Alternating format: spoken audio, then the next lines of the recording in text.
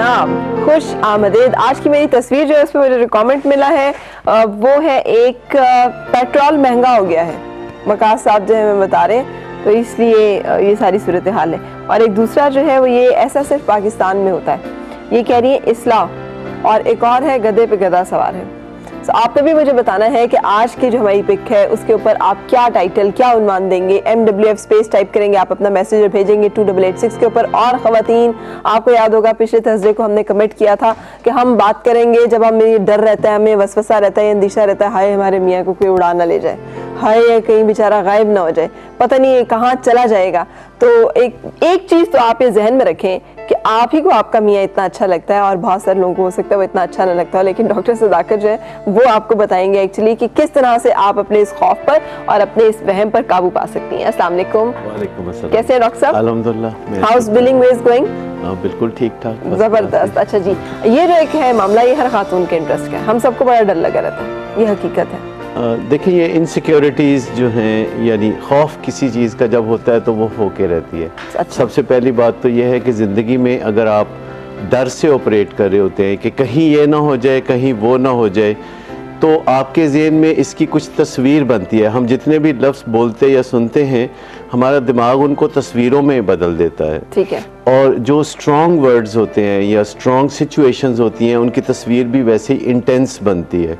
तो खौफ से ऑपरेट करना या डर से, यानी कि कहीं मेरी गाड़ी का हादसा ना हो जाए, कहीं मेरा ये ना हो जाए, ये जो सोच है ये हमें ले जा रही होती है उसी हादसे की तरफ, इनडायरेक्टली या अनकॉन्शियसली। लेकिन बाज़-औक़ात हालात भी इस किस्म के होते हैं डॉक्टर साहब कि मियाँ की कुछ हरकत तो ऐसी मुश्तबा होती हैं कि आपको अंदाज़ा होता है कि ये कुछ मामला गड़बड़ है। पहली बात तो मैं बताऊंगा कि अगर आप मोहब्बत से ऑपरेट करते हैं, क्योंकि खौफ का जो ऑपोजिट है वो मोहब्बत है, खौफ का ऑपोजिट बहादुरी या दिलेरी नहीं है। सही। खौफ का ऑपोजिट मोहब्बत है, और जब भी आप मोहब्बत से ऑपरेट करते हैं तो आपको उसके भी इमेजेस माइंड में बनते हैं और आप तहफ़्फ़ुज़ की तरफ चले जाते हैं। ठीक है। तो जब आप खौफ से सोच रखते हैं, खौफ के बारे में आपके ज़हन में बड़ा तासुर रहता है, आपको हर वक्त धड़का लगा रहता है। मिसाल के तौर पर, अगर कोई खामद रात को देर से आता है तो क्या ज़हन में ख्याल आएगा खातून के कि देर से आया?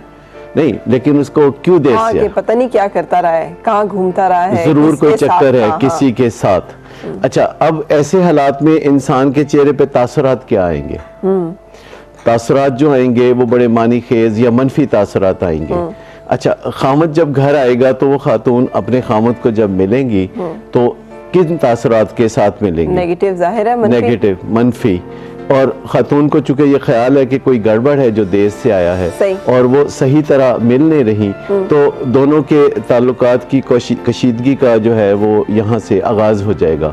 और बंदा देखेगा कि ये कुछ चुपते हुए सवाल कर रही हैं या मेरे देर से आने पे बहुत नाराज हैं, हालांकि मेरे आने पे इनको कोई खुशी नहीं हुई, मेरे आने पे कोई मुझे खुशामदीद नहीं कहा, लेकिन ये बार बार जो है कुरीद में है कि कहाँ थे, कहाँ थे, कहाँ थे। तो इससे जो एक आगाज़ हो जाता है, जैसे अगर हमें कोई चुगली भी कर दे कि फलां आपका जो दोस्त है वो असल में आपका दोस्त नहीं है, दुश्मन है, तो हमारा उसके बारे में इमेज तब्दील हो जाएगा। और जब आमना सामना होगा तो हम खुद उससे ठीक तरह पेश नहीं आएंगे। जब खुद ठीक तरह पेश नहीं आएंगे तो जवाबन वो भी ठीक तरह पेश नहीं आएगा, फिर हम सोचेंगे मैं तो ठीक सोच रहा था। अब एक बीवी जो खुद नहीं सही तरह मिल रही अपने खामद के साथ आमना सामना होते हुए, तो फिर जब वो खामद भी लापरवाही करता है, क्योंकि हमारे यहाँ मियाँ बीवी में ये है कि अच्छा तुम ऐसे करते हो, मैं दहले का जवाब दहले से दूंगा, तुम मुंह बनाते हो मैं इधर मुंह बना लूंगा, फिर खामद मुंह बना लेगा, फिर बीवी देखा मैंने तो पहले ही सोचा था। घर आते ही इनको जहर लगने लगता है सब कुछ। लेकिन डॉक्टर साहब अब क्या करें अगर कुछ जगहों पे वाकई ऐसे हो रहा हो? जैसे हमने जिस चीज़ से इनिशिएट किया था टॉपिक वो यही था, उन्होंने मैसेज किया था कि जी गर्लफ्रेंड्स हैं और इस तरह के मामलात हैं, और अक्सर मर्द हजरात जो हैं वो बाहर माशाल्लाह अफेयर चलाना अपना हक भी समझते हैं और ज़रूरत भी। तो आप अब इस चीज़ को कैसे वो करेंगे कि खातून बेचारी तो बाज़ औक़ात सही भी वो ज़्यूम कर रही होती है, सही भी एक मामला है अगर, तो फिर वो क्या करे? देखिए, सबसे पहली बात तो यह है कि खामखा शक में कभी नहीं पड़ना चाहिए, जब तक जैसा आपने देखा या जितना ख्याल सामने हो उस पे सोचना, कहानियां ना बनाएं। क्योंकि जो स्टोरी टेलर है ना, फिर कि आपने आइस के पास से खुशबू कौन सी आ रही है, लिपस्टिक का कहीं पे कोई निशान तो नहीं है, इस तरह की चीजें, ये एक एक्सट्रीम फॉर्म है जहाँ पे खवातीन इनसिक्योरिटी की अपनी हाइट पे पहुँचती हैं। देखिए, हमारे जो ज़हन में ख्याल होता है ना वो वैसा हमें नज़र भी आने लगता है। पिछले दिनों किसी ने SMS भेज के ये कहा कि इस वक्त जाके ज़रा चांद को देखे चांद में क्या नज़र आ रहा है, क्या लिखा हुआ है। अच्छा, अब चांद में वैसे ही लोग सोच रहे थे कोई बुढ़िया है जो वो जो है काट रही है, वो क्या होता है, चरखा काट रही है, या कुछ ऐसा अल्फाज लिखे हुए हैं। तो जब आप बादलों को भी देखेंगे तो आप उनमें से कोई ना कोई चीज़ फिगर आउट कर सकते हैं। तो इंसान का जो जहन है वो कहानी बना सकता है, बिल्कुल बेपर की उड़ा सकता है। तो सबसे पहली बात तो ये है कि जब हमें किसी बात का यकीन हो तो हमें कहना चाहिए कि हाँ इस बात का यकीन है। जब हमें शक हो तो कहना चाहिए मुझे शक है। जब हमें ऐसा लगता हो, मतलब खामद को आप कह सकते हैं कि ऐसा लगता है कि ये जो आप देर से आते हैं तो ये कोई ज़रूर कोई जो ऐसी बात है, मुझे वहम है, मुझे शक है। जब आप इस तरह बात करते हैं तो दूसरे को बुरा नहीं लगता, क्योंकि आप पहले ही नहीं कह रहे होते कि मुझे यकीन है। आप कह रहे होते हैं कि मुझे ये वहम होता है, या मुझे ये वसवसा आता है, या मुझे ये अंदेशा है। तो जब आप बिल्कुल ऑनेस्टली अपनी राय देते हैं तो दूसरा उसके बारे में, तो अगर आगे से थड़ाख पटाख नहीं देखें ना, वो तो फिर ताल्लुकात की बहुत ही एक बुरी शक्ल है कि जिसमें कोई दूसरा आगे से हाथ उठाए या बात या बदजुबानी करे। बहुत एग्जिस्ट करती हैं डॉक्टर साहब। उसके लिए फिर हमें सबसे पहले तो यह है कि एक मंसूबा बनाना चाहिए, बजाय निबाह की पॉलिसी पे जाने के हमें मसले को हल करना चाहिए। कई दफ़ा हमें ऐसा लगता है कि जख्म होने से हम नहीं रोकते, लेकिन अगर हमारे पास मरहम है तो हम वो मरहम लगाने की तैयारी शुरू कर देते हैं, लेकिन मसलों के हल होते हैं। अगर किसी का मसला वाकई ऐसा हो तो फिर वो काम करने चाहिए जिनसे कामयाबी हो। मसलन सबसे पहली बात यह है कि आपको किसी ऐसे शख्स से मशवरा करना चाहिए जो या उसका माहिर हो या उसने वही मसला हल किया हो जो कि आप हल नहीं कर पा रहे। एक बात ये, दूसरी शाहिदा हमारे साथ है, उनकी सुनते हैं थोड़ी सी। अस्सलाम वालेकुम शाहिदा। अस्सलाम वालेकुम शाहिदा। हेलो अस्सलाम वालेकुम। वालेकुम अस्सलाम, क्या हाल है आपका? ठीक ठाक। फरा कैसी है आप? अल्लाह का शुक्र जी, बताइए। फरा, एक तो पहले तो मुझे ये कहना है कि आपका प्रोग्राम जो है वो मुझे हमें बहुत ज्यादा पसंद है, और दूसरी बात ये कि आप हमें बहुत अच्छी लगती है। बहुत शुक्रिया। तीसरी बात क्या है? बहुत शुक्रिया पहली दोनों बातों का। यही बात मैं खुद भी मतलब डिस्कस करना चाह रही हूँ आपके साथ कि अगर मतलब किसी के मुंडा का मतलब अफेयर चल रहा है, आपको पता भी है, और मतलब ये इस तरह फिर हमें क्या करना चाहिए, क्या नहीं करना चाहिए, क्या करना चाहिए, क्या नहीं करना चाहिए। हाँ, दूसरी बात ये कि आपको पता है कि इस तरह मसले तो होते रहते हैं और हम खुद देखती भी है, इस तरह मसले होते ही रहते हैं, और मतलब हमें मुझे पता भी चल जाता है। आपको पता भी चल जाता है? हाँ, पता भी चल जाता है। फिर आप डॉक्टर साहब कीजिए, मतलब मुझे वो करवाएं, फिर मुझे क्या करना चाहिए? आपको क्या लगता है आपको क्या करना चाहिए? मैं आपकी जगह हूँ तो मुझे पता है मुझे क्या करना चाहिए। मतलब मेरे मियां ने एक दो दफा मुझे कुरेदने की कोशिश की है तो मैंने उससे कहा you do what you want to do, I will do what I want you want to do. इसमें इट्स क्रिस्टल क्लियर, मुझे पता है मुझे क्या करना। आप क्या करना चाहती हैं? सर, मैं तो ये मतलब करना चाहती हूँ कि उनको इस रास्ते से हटा दूं, हटाएं, मतलब ये कर दूं कि वो आदतें जो है छोड़ दें। सही। और यही मतलब मेरा वो भी है कि मैं उनको इस तरह काम करने ना दें। ठीक है। हाँ, और ये मतलब मैं उनसे मतलब गुस्सा भी ना करूं, उनसे मतलब कोई वो भी ना करूं। लेकिन क्या बात है यार शाहिदा, आप तो कोई आइडियल किस्म की बेगम है आप साथ में। जी डॉक्टर साहब। अच्छा, पहले बात तो ये है कि ऐसे मौकों पे जब ये हादसा हो जाए और आपको पक्का पता है कि ऐसा हुआ है, तो आपको ये जानने की ज़रूरत है कि क्या नहीं करना। जो करना है वो बात की बात है, जो क्या नहीं करना। अच्छा, क्या नहीं करना। मैं एक आपको वाकया सुनाता हूँ जिसकी रोशनी में आपको समझ में आ जाएगा कि क्या नहीं करना। ठीक है। तो किसी गांव में एक साहब थे जिनके ऊँट के गले में खरबूजा फंस गया। अच्छा, ठीक है। तो ऊँट जो है वो बड़ा परेशानी में था, तो वो उसका मालिक भागा भागा फिर रहा था। तो एक समझदार आदमी के पास गया, उसने कहा कि तुम फलां आदमी के पास जाओ, उसके ऊँट के गले में भी खरबूजा फंस गया था और तुम उससे जाके मशवरा करो। तो वो भागा भागा आधी रात के वक्त उसके घर गया, बैल दी, वो साहब निकले तो कहता मेरे ऊँट के गले में खरबूजा फंस गया है। ठीक है। तो सुना है तुम्हारे भी ऊँट के गले में खरबूजा फंस गया था। उसने कहा हाँ ऐसा तो हुआ था। उसने कहा फिर आपने क्या किया था? कहता है मैंने ऊँट को जमीन पे लिटाया, एक ईंट नीचे रखी उसकी गर्दन के और एक ऊपर से मारी, बस ये किया मैंने। वो फौरन वापस भागा, आके उसने अपने ऊँट को लिटाया उसी तरीके से और एक ईंट नीचे और एक ऊपर रख के वो मारी। तो वो जो खरबूजा तो गले में से उतर गया नीचे, लेकिन ऊँट मर गया। सही। तो वो भागा भागा वापस आया उसी के पास के, कहता है तुमने अच्छी तरकीब बताई तो मेरा तो ऊँट मर गया। उसने कहा मेरा भी मर गया। तो ये जो दूसरी खवातीन से दाएं बाएं से मशवरे हैं उसमें ये मसले थोड़े से पैदा हो जाते हैं, उतर जाता है, ऊँट मर जाता है। जी। तो वो मसला हल नहीं होता। तो ये क्या है, अब वो शाहिदा बता रही है कि उन्हें यकीन है और वो चाहती भी हैं कि मैं बोलूं भी कुछ ना और काम भी हो जाए। देखिए, किसी काम को भी करने के लिए दो चीज़ों की ज़रूरत होती है। एक है जिसे हम विल पावर कहते हैं और दूसरा है स्किल पावर। स्किल हम आपसे सीख रहे हैं, बिल्कुल तो मैंने बिल्कुल किसी उसमें छोड़ दिया मैं। अच्छा, विल पावर और स्किल पावर, और जो विल पावर और स्किल पावर की जो सोर्सेज है जहाँ से आपको ये दोनों चीज़ें मिलती हैं, यानी मोटिवेशन और एबिलिटीज जहाँ से मिलती हैं, वो सोर्सेज हैं तीन। ठीक है। एक तो आपकी ज़ाती सोर्स है कि आपकी अपनी विल पावर कितनी है कि आपने अपने खामद को तहफ़्फ़ुज़ के साथ वापस अगर हासिल करना है तो इसकी ख्वाहिश कितनी है आपकी। ठीक है। आप कहीं ये तो नहीं करती कि एक दिन कहती हैं कि मैं इसको छोड़ के ही चली जाऊं और अगले दिन आप सोचती हैं कि मैं इसे वापस हासिल करूं, और हर रोज़ आप अपनी तवानाई ज़ाया करते। तो एक ज़ाती जो विल पावर होती है, पर्सनल विल पावर, पहले उस पर थोड़ा काम करने की ज़रूरत होगी कि आपने करना क्या है। आप सोच विचार कर लें कि आपको क्या सूट करता है। दूसरी चीज़ है सोशल विल पावर। ठीक है। यानी जो इर्द गिर्द को लोग हैं जिनसे आप नेटवर्क बना के रखें, और ऐसा पहले से करके रखना चाहिए। जब शादी होती है तो ये पहले से सोच लेना चाहिए कि इसके इम्कानात हैं कि आपके मियाँ को इस किस्म के ख़तरात दरपेश होंगे, लाहक होंगे। और ख़ास तौर पर जब ख़वातीन के साथ ऐसा होता है तो वो बहुत गुस्से में आ जाती है कि ऐसा हुआ ही क्यों। सबसे पहले तो ये एक ट्रैप है जिसमें से निकलने की ज़रूरत है कि जब हम पर कोई जिम्मेदारी आन पड़ती है तो हम सोचते हैं कि दूसरे ने खुद ब खुद ही ख्याल क्यों नहीं किया, अपने आप ही इससे बाज क्यों नहीं रहा। तो वो एक जिम्मेदारी होती है अपने प्यारों को दोबारा गड़े में से वापस निकालने की, हम सब पे जिम्मेदारी होती है।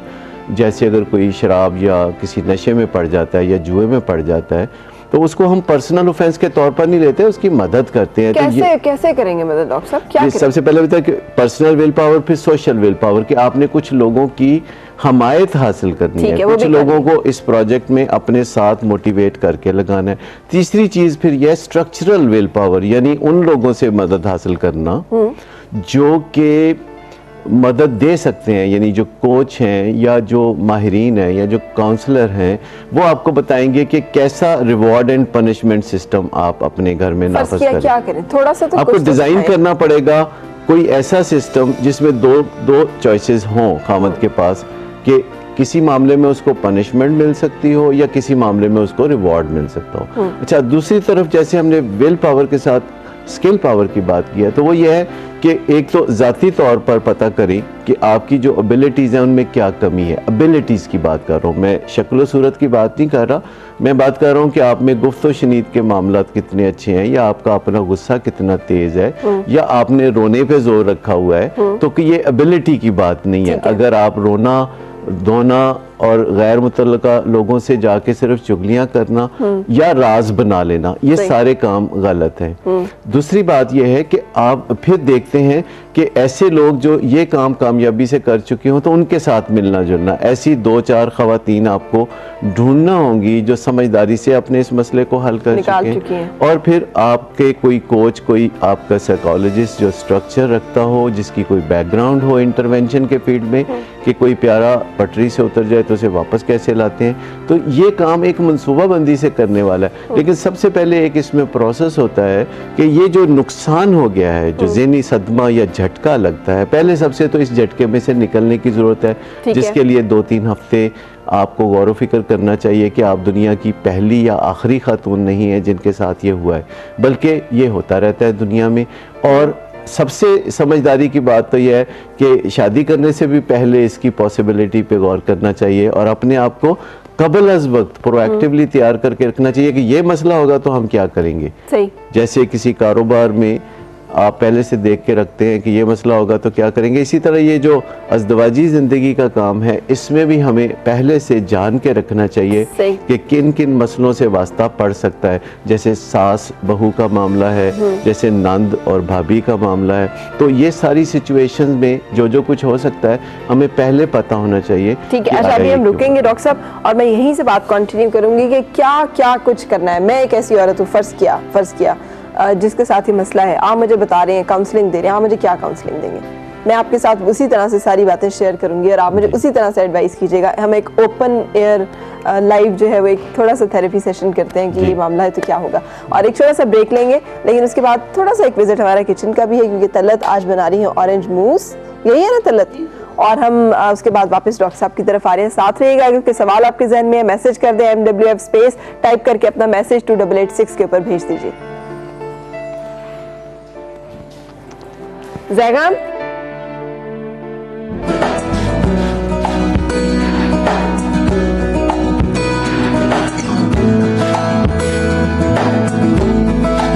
अब आप उसके ऊपर ऑरेंज जेली से बस सेट कर रही हूँ। ग्रेट। सो हम ये सारी चीजें अभी देखेंगे। और जो मेरे पास मैसेजेस डॉक्टर साहब बहुत कमाल किस्म के, all men flirt half women flirt so no harm. Imran साहब कराची से कह रहे हैं मसले ही कोई नहीं है। अच्छा, असद साहब का कहना ये है कि चूंकि इस्लाम 4 बीवियों की इजाजत देता है, औरतें चूंकि करने नहीं देती ना, तो फिर इसलिए तो उनका हल ये है कि 4 शादियां करने दें, कोई चीटिंग नहीं होगी, कोई मसला ही नहीं होगा। अच्छा, और एक ये है कि जी अगर वाइफ को बॉयफ्रेंड बनाने का शौक हो तो हस्बैंड क्या करें, ये बताएं। वो भी वही करें, वही बात है, वही हम करेंगे भी बात इस पे, वही करें जो वो सारे करते हैं। I am very upset, my husband doesn't care about me and my children, he prefers staying away from us most of the time, what should I do to bring him back. टेढ़ा सवाल है थोड़ा।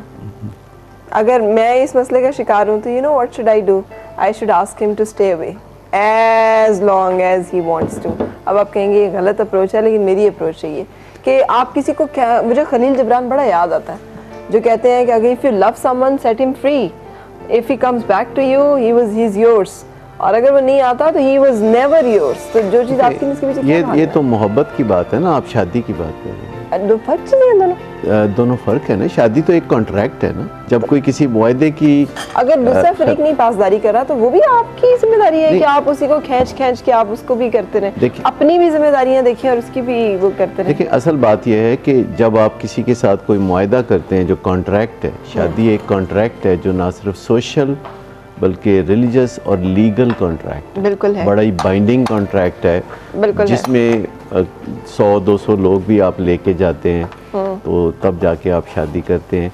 और उसमें फिर ये contract आगे कुछ नए हालात को जन्म देता है, जैसे बच्चे पैदा हो जाना, ठीक है, और उसके बाद जो है बाज़ औक़ात ये सूट नहीं करता ख़वातीन को, या अक्सर औक़ात सूट नहीं करता कि वो अपने ख़ावंद को इस तरह छोड़ दें कि मतलब अगर कोई जाता है तो जाओ, हम कोई कोशिश नहीं करेंगे। ज़िंदगी में हम बहुत दफ़ा ये अप्रोच नहीं इख्तियार करते कि किसी मामले को ख़त्म कर देना, बल्कि मामलात को बेहतर बनाना। अब जैसे फ़र्ज़ करें किसी का बेटा नशे में पड़ जाता है, या ख़ावंद कोई जुए की आदत में पड़ जाता है, या किसी औरत के चक्कर में है, या एक ही बात, वो एक ही बात है। एक्चुअली उसको पर्सनल ऑफेंस के तौर पर नहीं लेना चाहिए। सबसे पहली बात है कि किसी खातून को ये नहीं सोचना चाहिए कि ये उसमें कोई कमी थी या गलती थी जिसकी वजह से ऐसा हुआ। ये मर्दों में कोई मैन्युफैक्चरिंग फॉल्ट है जिसकी वजह से ऐसा होता है। सही।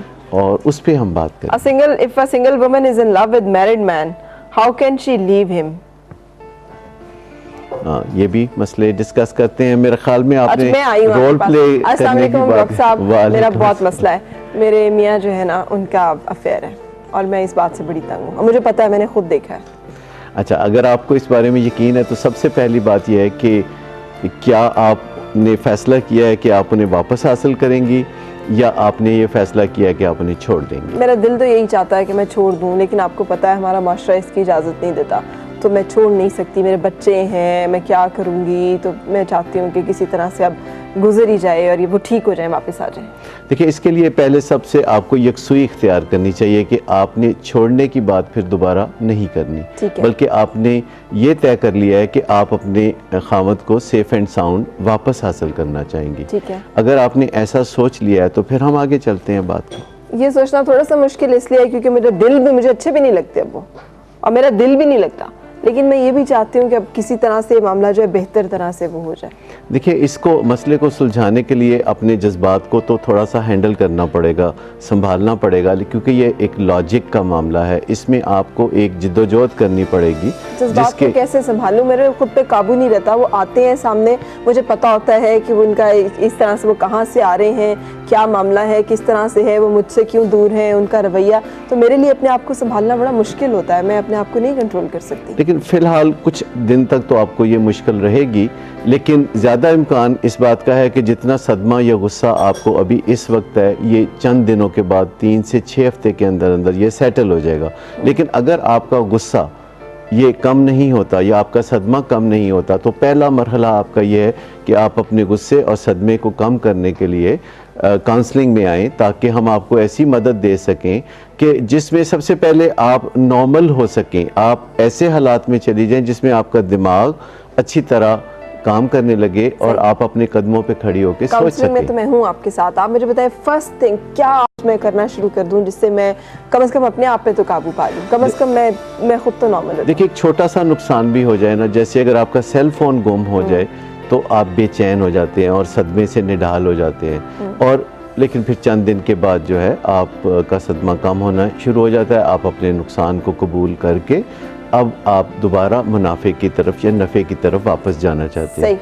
सबसे पहली बात तो यह है कि हमारे यहाँ ख़वातीन को तैयार ही शिकस्त के लिए किया जाता है, जैसा कि आप जानती हैं। तो जब ख़वातीन को शिकस्त के लिए तैयार किया जाता है तो फिर उनको फिर फतह के लिए भी तैयार होना पड़ेगा। शिकस्त के लिए तो माशरा तैयार करता है, लेकिन फतह के लिए ख़वातीन को तैयार होना पड़ता है। क्या करूं? उसके लिए आपको बहुत सारी कोशिशें करनी पड़ती है। पहली बात यह है कि इस बुरे दिन से बचने के लिए सबसे पहले तो अपने ससुराल वालों से बना के रखनी चाहिए। अगर पहले से आपने नहीं बनाई हुई तो अब एक काम कीजिए कि अपने जो है सास ससुर और अपने जेठ देवर अगर वो बनाने को तैयार ना हो तो वन साइडेड तो कोई भी रिलेशनशिप नहीं बनता ना डॉक्टर साहब। ये तो आपको अब अपने गर्ज के लिए ये तो करना पड़ेगा, क्योंकि ऐसे रिश्तों में थोड़ा अनाक का मसला मौके का वो भी नाजायज फायदा उठाते हैं। वो जानते हैं कि मेरे और मेरे हस्बैंड के दरमियान इख्तलाफात हैं, वो इन इख्तलाफात को हवा देने की कोशिश करते हैं और बजाय इसके कि वो मामले को सुधारें, वो उसको और बिगाड़ने में किरदार अदा करते हैं। सबसे पहला मरहला तो ये है कि अपने साथ एक जनाब, बड़ी बुरी जगह पे आपने हमारी काउंसलिंग को इंटरप्ट किया। अच्छा ठीक है, मैं अब इसमें ये जो बिस्किट का चूरा था वो ऐड कर रही हूँ। ठीक है, और अब मैं इसमें ये भी डाल दूंगी।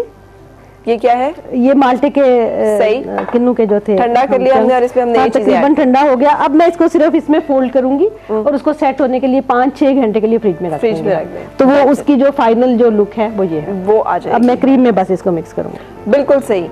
अच्छा डॉक्टर साहब, अगर मेरे ससुराल वाले नहीं समझते इस बात को और वो they are not willing to help, actually they are, वो तो एंजॉय करते हैं इस सूरत हाल को और मैं तो बता भी नहीं सकती, उन्हें पता चलेगा तो और भी फायदा उठाएंगे कि इनकी अच्छा आपस में नहीं बनती, और यही तो वो चाहते हैं। कि आपको इस वहम से निकलने की ज़रूरत है। आप जो पहले पहुंचता है, अगर आपका मियाँ पहले पहुंच जाएगा अपने इस मसले को लेके अपने भाई बहनों तक और वालिदैन तक, तो वो उसके साथ हो जाएंगे। अगर आप उनके पास पहले पहुंचेंगे और अच्छे तरीके से बात करेंगे, ख़ास तौर पर अगर आपके हालात पहले से कुछ अच्छे हों, और अच्छे हालात बना के रखने चाहिए बुरे वक्त के लिए, नेटवर्किंग करके रखनी चाहिए ख़वातीन को। और आगे बढ़ने के लिए ये बहुत ज़रूरी है कि आप पहले अपने जो ससुराल वालों हैं इनको बताएं। उसके बाद जो नेक्स्ट आपका ग्रुप है जो कि आपकी मदद कर सकता है और बहुत ज़्यादा मदद कर सकता है, वो ग्रुप है आपके मियाँ के दोस्तों का। आप अपने मियाँ के ऐसे दोस्तों के साथ बात कर सकती हैं जो फैमिली फ्रेंड है। मेरे मियाँ नहीं चाहते कि मैं इस बारे में किसी से भी बात करूं, और वो चाहते हैं कि मैं इस मामले में बिल्कुल तन्हा रहूं, क्योंकि उन्हें खौफ है कि अगर उनके बारे में बात कहीं भी बाहर हुई तो वो उनकी नेगेटिव रेपुटेशन होगी, इसलिए मैं ये भी नहीं कर सकती। अच्छा चले, एक आपका नुक्ता यहाँ से ये है कि आपने अब वो करना है जो आप चाह रही हैं, जो मियाँ चाहते हैं वो कर चुके हैं। आपने मियाँ की चाहत के पीछे अगर चलना है तो मसला कैसे हल होगा? तो एक गाइडेंस ये है कि आजकल के दिनों में जो कुछ आपके मियाँ चाहते हैं वो आपके मफाद में नहीं है, सही, और जो आप चाहते हैं वो आपके मियाँ के मफाद में नहीं है, तो आपको मियाँ से पूछ के नहीं जाना किसी दोस्तों के पास। मियाँ अगर उस पर एतराज़ करेगा तो आप कह सकती हैं कि आपने मुझे मौका दिया कि मुझे घर से बाहर ये जाके तो मुसीबत उठानी पड़ी, तो उनके मियाँ के बॉस या मियाँ के ऐसे दोस्त जिनके साथ उनके बहुत गहरे रिलेशनशिप है, यकीन कीजिए कि जिनके पास आप पहले पहुँचेंगी वो आपके साथ होंगे, और मियाँ पहले पहुंचेगा तो वो मियाँ के साथ। लेकिन इस बारे में एक बड़ी कॉमन मिथ जैसे मुसलसल सॉन्ग का कह रहा है, मुसलसल एक मिथ ये है, मैंने बात भी करने की कोशिश की तो सभी कहते हैं मर्द का तो ये वतीरा होता ही है और मर्द के इस मामले को तो एक्सेप्ट कर ही लेना चाहिए। आप इस मामले में सब्र से काम लें और वो खुद ही ठीक हो जाएगा और एक दिन वो खुद ही सारा कुछ रियलाइज कर जाएगा और सब बेहतर हो जाएगा। देखिए, ऐसा खुद ब खुद कुछ नहीं होता, खुद ब खुद वही होता है जो हो चुका है। एक तो ये है कि मैं आपको बताऊं कि जो लोग भी ऐसा काम करते हैं मुआशरे में उनको कोई भी सराहता नहीं है, ये ऐसे ही एक मिथ है कि उनको सराहा जाता है। एक और बात जिससे आपने बाज रहना, अपने मैके में जाके आप बात मत कीजिए। अच्छा। क्योंकि मैके वालों से आपको कोई तावन नहीं मिल सकता। ख़वातीन को लगता है कि मैका शायद उनकी सबसे ज़्यादा मदद कर सकता है, लेकिन मैं आपको बताऊं कि मैके वाले फिर वही शिकस्त की तरफ आपको ले जाएंगे। वो आपको कॉम्प्रोमाइज़ के लिए कहेंगे, वो आपको सिचुएशन कबूल करने के लिए कहेंगे, क्योंकि उनको अपना डर पड़ जाता है कि आप कहीं वापस तशरीफ तो नहीं ला रही। सही। तो अच्छा, thank you so much. Second session जो है वो आपका इसी टॉपिक पे हम नेक्स्ट थर्सडे को रखेंगे। मेरे पास बहुत सारे मैसेजेस हैं, सब मैसेजेस मैं इंशाल्लाह प्रोग्राम में शामिल करूंगी। नेक्स्ट सेशन जो हम तैयार करेंगे वो हम इन्हीं मैसेजेस को सामने रखते हुए करेंगे। और आपका बहुत शुक्रिया, आप हमारे साथ रहे। गाना आज मैं आपको एंड क्रेडिट्स पे ही अपने सुनवाऊंगी। सो अपना रखिएगा ख्याल, दुआ यही आपकी हर सुख खुशगवार हो और हर खुशगवार सुख का अंजाम बखैर हो। अल्लाह हाफ़िज़। वेले साडे यार सारे ना कोई ब्यूरोक्रेट से लिंक हो, कंगले सींच रहना सजना नू की देना, छोटा जया दिल तानू देना। आहा तिलक दिन दा, आहा तिलक दिन दा, आहा तिलक दिन दा, इस हाल च खुश रहना। ना कोई सफेद कोठी ना